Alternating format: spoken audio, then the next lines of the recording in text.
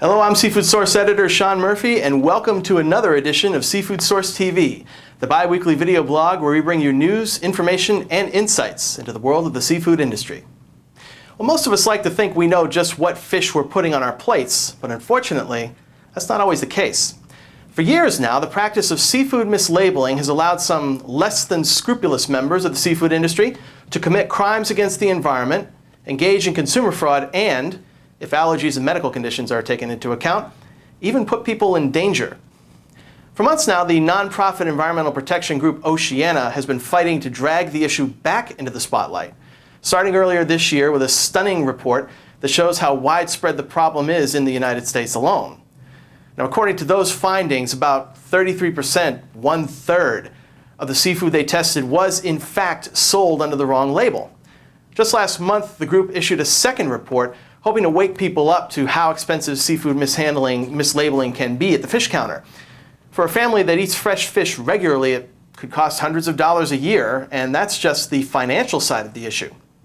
Well, if the goal of the Oceana reports was to get the public's attention, it worked. National media, including television, newspapers, and of course Seafood Source, have been talking about Oceana's findings ever since the first reports came to light. But is the seafood industry listening? Is there reason to think that this time around there's something we can do about the problem? Well, here to talk with us a little bit about Oceana's reports, the reactions from the industry, and what may happen with the issue in the future is Beckie Zisser, who serves as ocean advocate for Oceana's responsible fishing and seafood fraud campaigns. And she joins us today via Skype from Washington. Beckie, good to have you with us today. Thanks for being with us on Seafood Source TV. Thanks, Sean. Nice to be here. Let's jump into the report right away. Most people, I think, are pretty familiar with it, but just as a quick refresher, can you just give us kind of maybe a 10,000-foot view, if you will, of just what kind of sampling that Oceana did and what were some of the key findings? Sure. So over the last couple of years, we have been gathering samples from across the country, testing species of regional significance and species that we suspected were commonly swapped. And as you said, in February of this year, we released a report of those findings. We gathered more than 1,200 samples and sent them away to a DNA lab for testing. And we did find that one-third of those samples were mislabeled according to federal guidelines. So we were actually very surprised at the amount of mislabeling that's out there.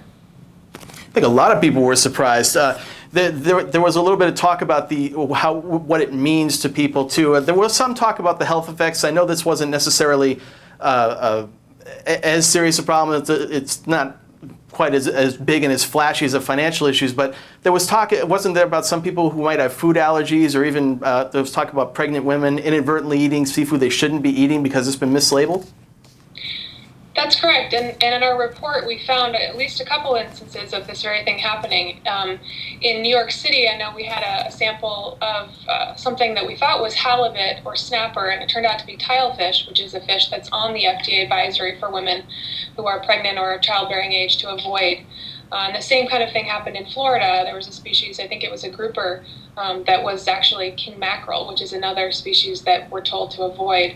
And I say we because I'm actually expecting a child. So it's troubling for me to know that I could be buying a kind of fish that's not what it's supposed to be. So that's one example. And then you alluded to the allergen example as well. You know, fish are supposed to be labeled with the kind of allergens that may be included, but if they're not actually what they say they are in the label, it's really hard for consumers to know.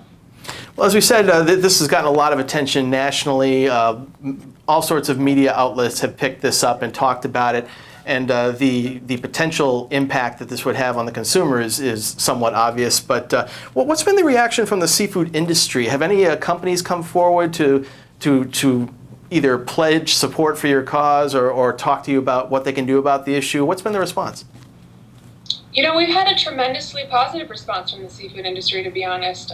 We work regularly with fishermen in New England, for example, and out in the Pacific. And a lot of them have come forward and said, you know, thank you for bringing this issue to light. We've known about this problem for a long time, and it's something that concerns us. It undercuts our bottom line. So it's been an overwhelmingly positive response to the report, which we really appreciate. You mentioned briefly off camera, I think you talked about some legislation. Is there any kind of regulation that you think might be coming out as a result of these reports? Yes, there is legislation in both houses of Congress, actually. After we released our report in February, former Congressman Edward Markey from Massachusetts, now Senator, introduced a bill that would require full chain traceability for all seafood sold in the U.S. This is a bill that he had actually introduced last Congress, and he reintroduced it this year. And that would require that all seafood sold in the U.S. is sold, has all the information passed down from boat to plate, we like to say. So everything that U.S. fishermen capture at the point of landing gets all the way down the supply chain so that consumers can have access to that if they want it. And Senator Mark Begich from Alaska has introduced a companion bill in the Senate.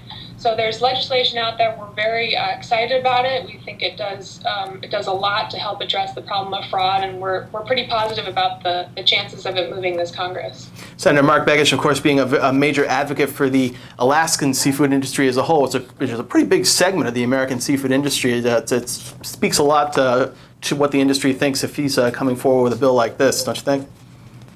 Absolutely. I mean, Alaska is a huge seafood producing state. I believe it's the biggest. They produce a ton of seafood in the U.S. and they have some big players up there. And he knows that fraud is a problem and wants to protect his guys and to protect honest, law-abiding fishermen all over the world, including those abroad who are, following the laws and selling honestly labeled, legally caught fish. And Edward Markey also represents, one of the top seafood producing states in the U.S. and their industry is struggling too. So we know that traceability can help domestic fishermen and can put them on a level playing field with dishonest actors.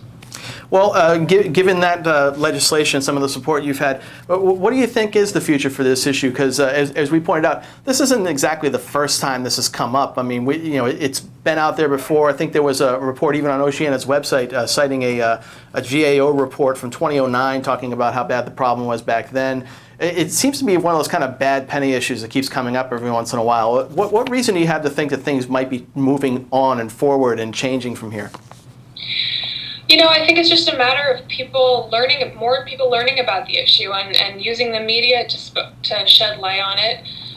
As you say, that fishermen have known about this for a long time. The industry has known about this for a long time, and many players in the industry have been concerned about it for a long time. So I think it's really just a matter of some grassroots, groundswell of support rising up and trying to get Congress and the administration to actually do something about it. And so the more people are aware, the more pressure we can put on those bodies. Okay, Beckie Zisser, thanks very much for your insights on this and information. We'll be keeping an eye on this issue. Thanks for being with us today. My pleasure. Thank you. Beckie Zisser, she's with Oceana, the conservation group that has been spearheading the latest public efforts to get out the issue, get the word out about seafood mislabeling and the potential harmful effects on the industry and on the general public. Keep watching SeafoodSource.com for more information about this. And one other note for regular SeafoodSource.com visitors, we're going to be having a webinar on this subject featuring Gib Brogan from Oceana also later this month. That's going to be on September 19th. It's free, to attend it is free, but you do have to register. So keep watching SeafoodSource.com in our webinar section for more information down the road about how to register for that event. Hope to see you there. Meanwhile, keep watching SeafoodSource.com for more news about the seafood industry, and be sure to check back here in 2 weeks for another edition of Seafood Source TV, where we bring you more news, information, and insights into the world of the seafood industry. Till then, I'm Seafood Source editor Sean Murphy saying thanks for watching, and we'll see you online.